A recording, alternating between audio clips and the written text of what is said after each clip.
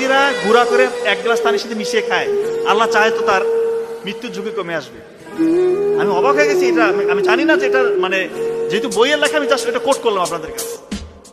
হতেই পারে, কারণ আল্লাহ তাআলা একটা কথা বলেছেন যে মৃত্যু ব্যতীত যে কোনো রোগের সেবা এমনি এমনি বলে না, এটা নিয়ে গবেষণা করতে হবে। হয়তোবা কালো জিরাকে কি কোন প্রসেসে অ্যাপ্লাই করলে কোন তাপ কোন চাপ কোন ফরম্যাটে দিলে কোন রোগের জন্য সেবা হবে এটা আমি হয়তো এখন আবিষ্কার করতে পারিনি, কিন্তু কালো জিরার মধ্যে বিষয় আছে, এটা আমাদেরকে মনে রাখতে হবে।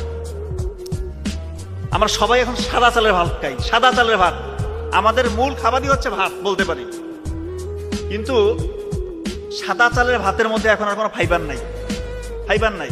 যেহেতু আপনার মূল খাবার হচ্ছে সাদা মানে ভাত, আপনার চেষ্টা করবেন ব্রাউন রাইস লাল চালের ভাত খাওয়ার। সাদা চালের ভাত খেলে বেরি বেরি রোগ হয়, বেরি বেরি, কারণ এখানে ভিটামিন B1 B3 B6 এই ভিটামিনগুলো থাকে না সাদা চালে। তখন কি হবে, বেরি বেরি হলে কি হবে, হাত পা চিবাচিবি করবে, শরীর একটুতে ক্লান্ত হয়ে যাবেন, দেখবেন যে মানে একটু হলে ঘুম আসতেছে, পা গুলা মানে অনেকে বলে ঝিমঝিম করতেছে, এই লক্ষণগুলো সাদা চালের ভাত খেলে হয়। পক্ষান্তরে আপনি যে লাল চালের ভাত খান, ব্রাউন রাইস যেটা ঢেকি ছাড়া চাল, ওইখানে আবার ভিটামিন B1 B3 B6 এগুলো যথেষ্ট পরিমাণে রয়েছে, আপনার বেরি বেরি রোগ হবে না। আপনার এই সাদা চালের ভাত খেলে 50 থেকে 70% সম্ভাবনা বেড়ে যায় ডায়াবেটিস হওয়ার।